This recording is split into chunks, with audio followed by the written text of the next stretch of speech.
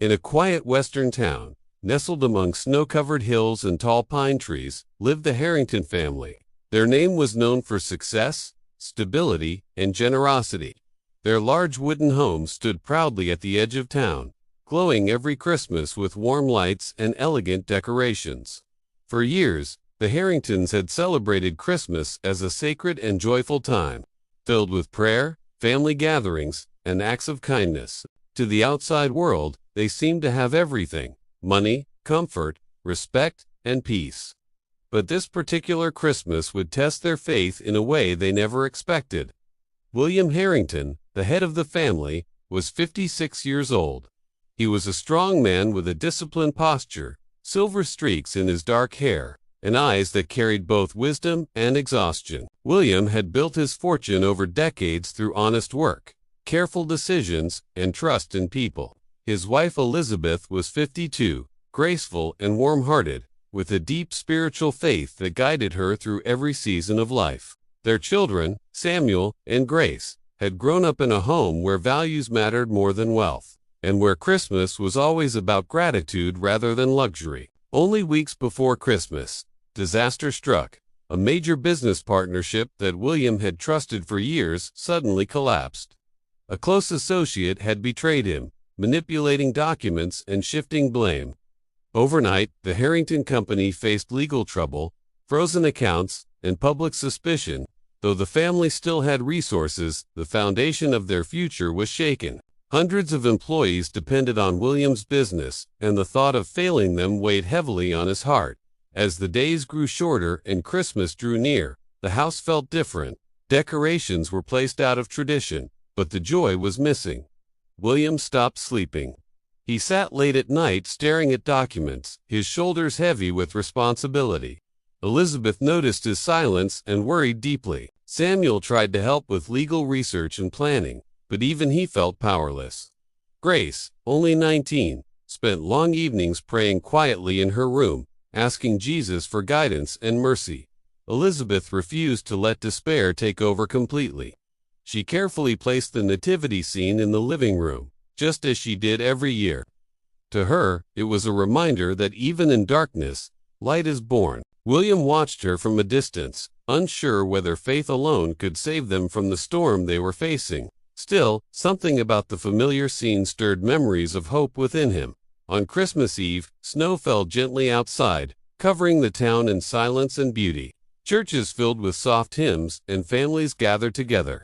Inside the Harrington home, tension lingered, but Elizabeth gathered her family near the fireplace. She lit a single candle and asked them to pray as one family, just as they had done every Christmas since the children were small. Elizabeth prayed first, thanking Jesus for the blessings they had received over the years and asking for strength to face what lay ahead. Samuel prayed for wisdom and clarity. Grace prayed with tears, asking for mercy and light. Finally, William prayed, honestly, for the first time in weeks. He admitted his fear, his doubt, and his exhaustion. He asked not just for rescue, but for truth and direction. That night, William fell into a deep sleep and had a dream unlike any he had ever experienced. In the dream, he stood alone in a vast snowy field. The wind was cold, and he felt lost and small. In the distance, he saw a warm light growing brighter. As it approached, he saw a gentle figure dressed in white, with eyes full of compassion and peace. No words were spoken, but William felt a message clearly within his heart. He understood that it was Jesus standing before him. The message was simple and powerful. Trust the truth. Walk with honesty. Serve others without fear. William woke before sunrise with tears on his face and a calm in his heart that had been missing for weeks. For the first time since the crisis began, he felt steady. Christmas morning arrived quietly. As the family prepared for the day, a knock came at the door. Standing outside was Thomas Reed, the man whose betrayal had caused the entire crisis. He looked broken and ashamed. His hands trembled as he spoke. Thomas confessed everything. He admitted to falsifying documents and hiding financial truths. He said guilt had consumed him, especially as Christmas approached. He could not live with the lie any longer. Thomas handed William legal documents proving his confession. He explained that he had already contacted authorities and banks to correct the situation. As the family stood in shock, the phone rang. The bank confirmed that the frozen assets were restored and that William was officially cleared of wrongdoing. Even more unexpectedly, a delayed international deal had been approved, bringing financial recovery greater than what had been lost. Elizabeth fell to her knees in tears of gratitude. Grace held her mother, crying with relief. Samuel embraced his father. William stood silently, overwhelmed by what had just happened. The timing was impossible to ignore. What had seemed hopeless days earlier had been resolved on Christmas morning.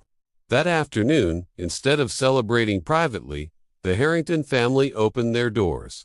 Employees, neighbors, and those in need were welcomed in. Food was shared, stories were told, and laughter returned to the house. William announced plans to create a charitable foundation to help families facing betrayal, debt, and hardship. He felt called to use his blessings to serve others more intentionally.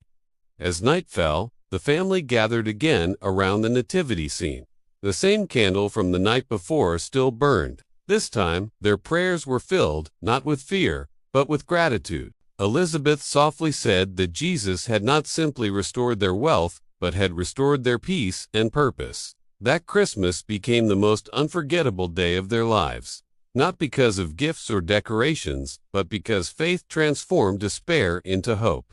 In the years that followed, the Harrington family would always remember that Christmas as the moment they learned true trust. Every year, they placed a small candle beside the nativity scene with a simple note that read, "Trust the light."